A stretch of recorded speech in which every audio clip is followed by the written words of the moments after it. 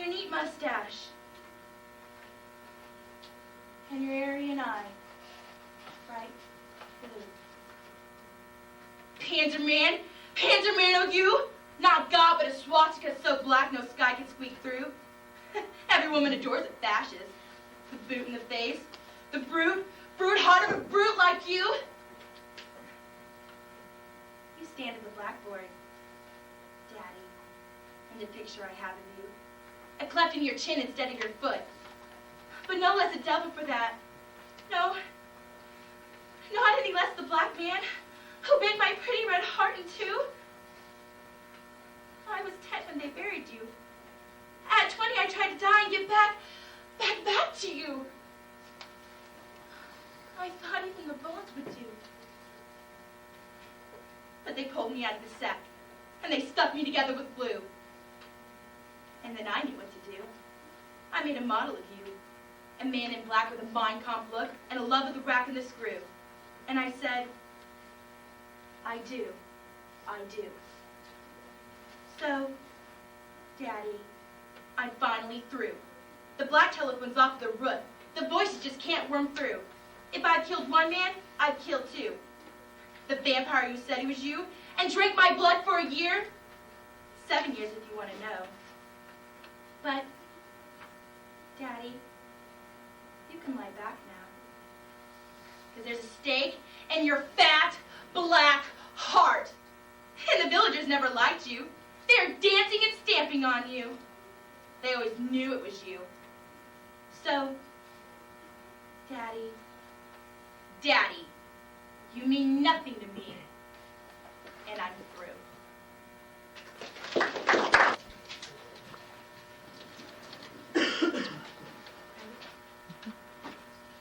Store clerks. They're never around when you need them. And when you do find one, they can be really annoying. But this store clerk puts them all to shame.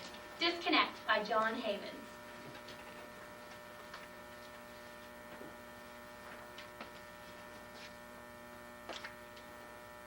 Excuse me. Yes? Do you know where the deodorant is? Yes, I do. Would you mind telling me where it is? No, not at all. Well, where is it? It's in the deodorant aisle. Like I hadn't thought of that.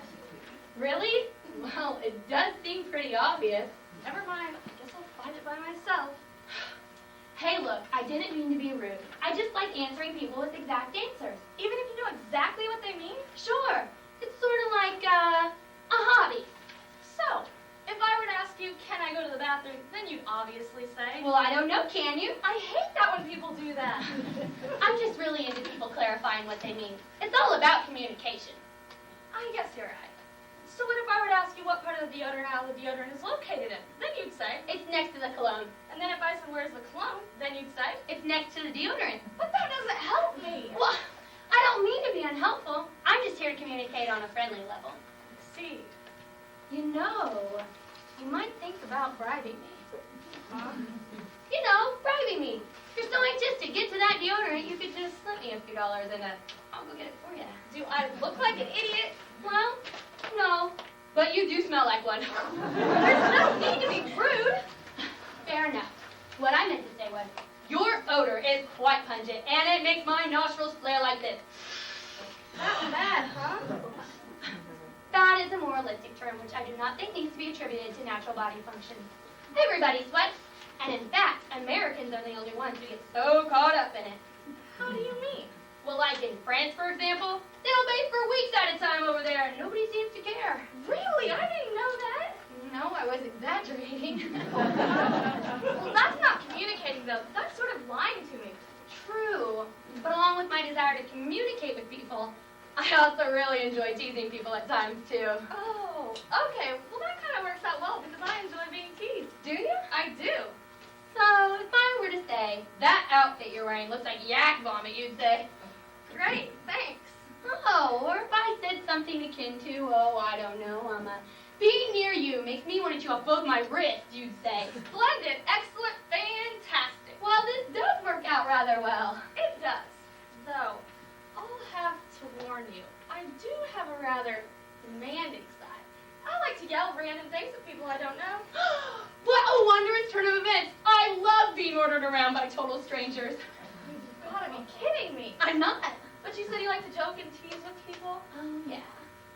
Okay, how about when I'm telling the truth, I will put my hands on top of my head, I'll jump up and down, and I'll sing the theme song from The Bodyguard with Kevin Costner and Whitney Houston. And Stop jumping up and down! Hey, there is no need to be... I told you. You had me there for a minute. I know. I'm not kidding, though. I really enjoy yelling at people I don't know. Well, how do I know you're telling the truth? Maybe you're just a real trickster trying to pull a fast one on me. True. That would get kind of confusing. How about when I'm telling the complete and honest truth, I will bend down on my knees and crisscross them like this and moo like a cow. Moo! That doesn't sound like any cow I've heard before. You're lying to me! No, I'm not. Oh, yeah. And, Cluck like a chicken. What type of chicken? Chicken. I already told you I'm into specifics. Now, what type of chicken do you want me to cluck like? Farm chicken? It's obvious you know as little about chickens as you do about deodorant. There are dozens of types of chickens, and each one has a distinct call. I didn't know that either. Well, I was just kidding. Oh, good one. You almost had me there for a second. But how about when you're telling another joke, you do some other kind of signal so I can get the full benefit of your jokes? Okay. Let's see. After I've told a joke, I will turn around, and I'll bend over, and I'll lap through my legs hysterically. Excellent. And that helps for clarity purposes, which I can see you like. Great. Great. So, what other hobbies are you interested in? Besides making deodorant sculptures, You do not make deodorant. moo! Well, I'll be Hornswoggle. Tie me to the back of a horse and drag me around town like I was a desperado who just robbed the bank and lit the whole town on fire with kerosene and a lit match. That's supposed to be another joke? Well, technically that wasn't a joke so much as a colorful colloquialism. Do you need a signal for that too? No, I guess not. Dance an Irish jig! Is this the yelling thing? Dance an Irish jig and dance it now! You're a great dancer. You really think so? What the heck are you doing? I was making fun of you, so I did the joke signal. But that's my joke signal. Mine. How would you like it if I started crisscrossing my legs every time I was telling the truth? Stop! Not very much fun now, is it? No, it's not. How about this? This isn't the same as your joke signal. And I am islands in the stream. Oh, now that is just childish. And besides, it isn't islands in the stream. It's I Will Always Love You. They're both by Dolly Parton. Yeah, but Whitney made the song famous. Oh, true. Well, I'd yell at you again, but I already feel like we know each other. Oh, that's right. You can only yell at total strangers. Exactly. So then, what do you do to people you do know? Different things. I have a special way of greeting people in drugstores like these. You want to give it a go? Sure, I'm game. Just don't try it near any glass containers. Accidents happen. Precisely. All right, turn around backwards, walk in a circle, and speak Pig Latin.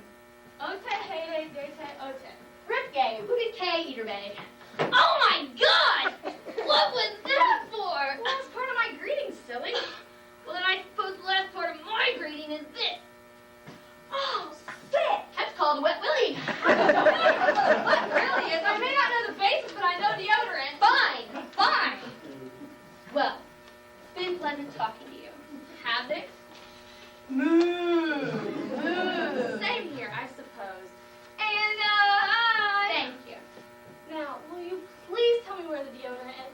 And I mean the exact specific location of the deodorant, and not just by the phone, but the exact position.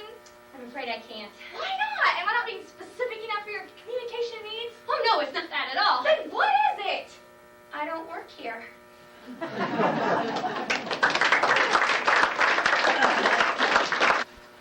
Honesty is policy. Liar, liar, pants on fire.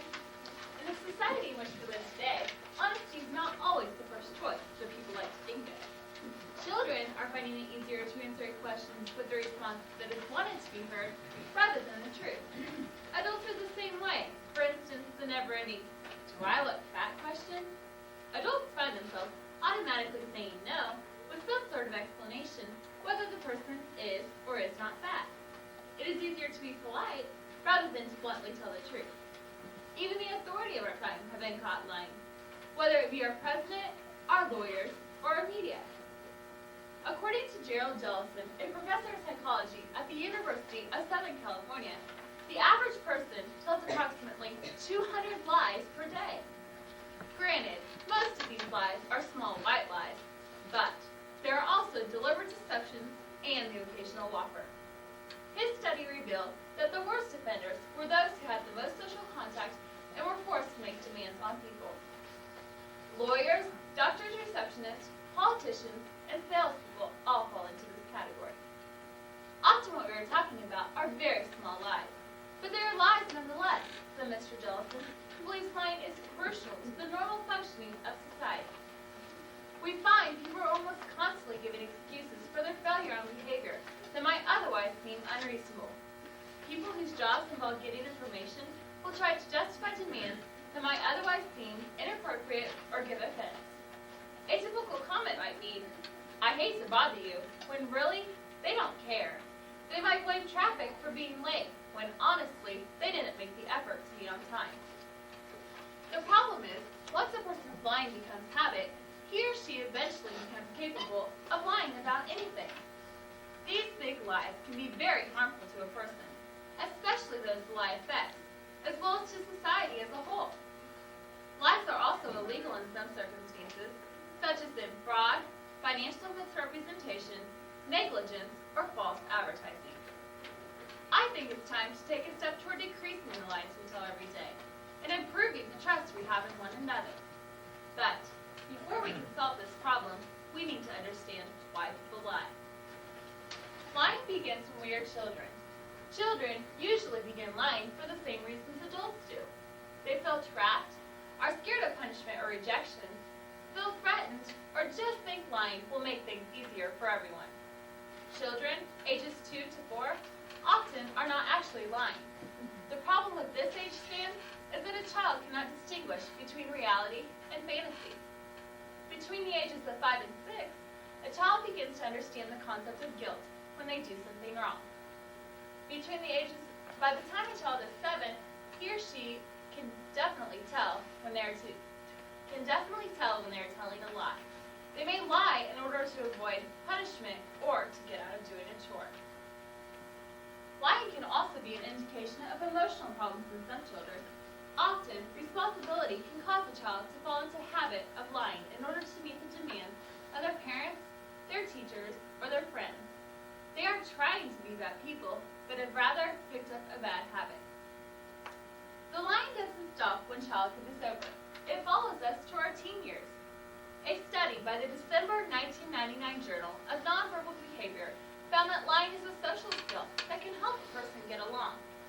This study, led by Robert Feldman, a psychologist at the University of Massachusetts, analyzed the nonverbal behavior skills of students ages 11 to 16. He discovered several things. First, the most popular teenagers were the best liars. Second, as students got older, they got better at lying. And third, that girls are better at lying than boys. Lying is in some ways a social skill, Feldman said.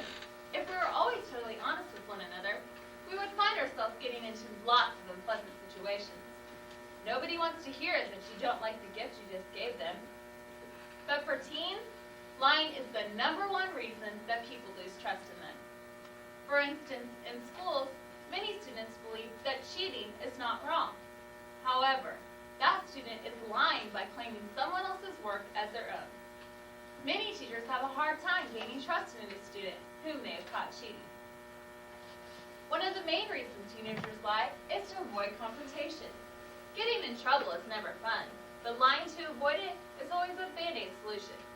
When the truth comes out, the confrontation is guaranteed to be even more unpleasant than it would have been without the lie. A lie compounds the problem. It doesn't solve it.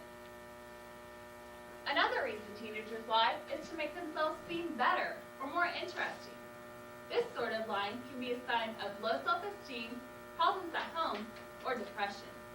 Some of the worst types of lies are the ones that you tell to yourself. When you lie to others, you are also lying to yourself. As said earlier, children learn best from example. But what could be a better example than our former president, Bill Clinton? He sat in front of a judge and lied about the affair that he had with Monica Lewinsky. Politicians are known to be some of the greatest liars. For instance, during election season, these men and women are found making promises in order to lower taxes, improve schools, or to meet any demand that may concern the public. Then, when that person is elected, his or her promise never really ends up being fulfilled. Parents are often caught lying by their own children. Kids begin pestering their parents for something they want, and usually, to stop them,